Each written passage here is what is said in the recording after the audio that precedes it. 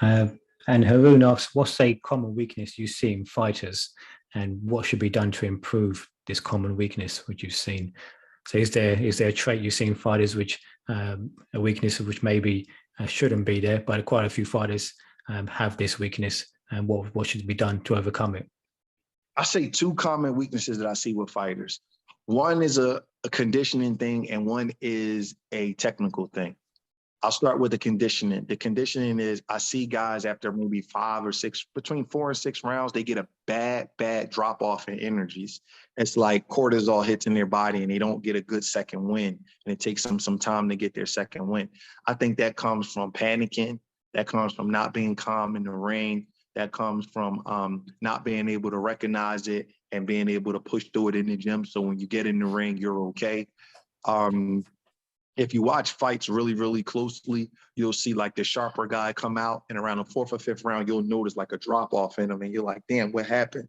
And I think that's because after the adrenaline then like wore off and stuff, they just get a little bit flat. So I think that I see that that's very common for me. So how would they overcome that? Well, one is you have to be able to recognize it and be able to cope with it. Everybody gets a second win, but everybody doesn't panic when they need a second win. I think that in the gym, you have to simulate that kind of high level tension and sparring and be able to cope with it. You bring good sparring partners in and out in the gym.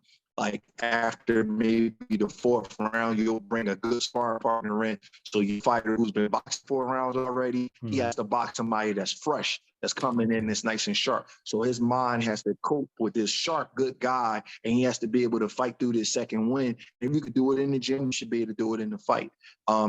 And also, like I said, recognizing and understanding and trusting your condition and saying, I'm going to get my second win. There's no need to panic and get off right and then go all over the place. Everything's going to be okay. I'm going to be okay with this. The second thing I see from a technical standpoint is guys take too big. Their steps are too big.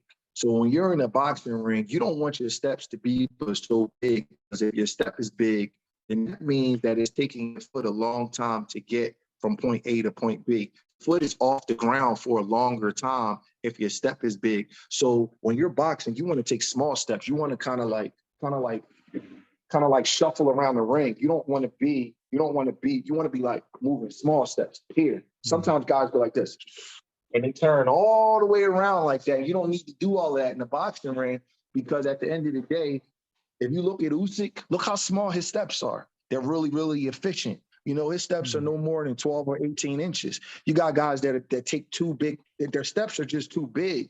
And when you do that, there's a time in between where you can always get caught, because when you're stepping, your foot is in the air. You can't punch. So if you look at the guys with the best footwork, like a Usyk, like a Lomachenko, Shakur Stevenson, they take small, quick, efficient steps. They're not taking big steps all around the ring. They take small, quick, efficient steps to get from point A to point B, because they want to keep themselves in defensive, responsible position, and they want to keep themselves in punching position. And when you're taking these big steps all over the place, you're losing your punching position. Sometimes you're taking yourself out of punching position. You know, a glove is only but maybe this big. So there's no need to take these huge steps to avoid punches and get from certain places when the one thing that you're avoiding is about this big. Small step here, small step there. You don't need big steps in the boxing ring. Joe Lewis also comes to mind when you mentioned that. Maybe efficient. Yeah. Perfect. Small little steps. He was always in punching position. And he's, in my opinion, he's still the best puncher to ever live, because he stayed in punching position. The whole time he's fighting, he's like this. And small little steps. Guys take too big steps, man. Yeah. He's the perfect example.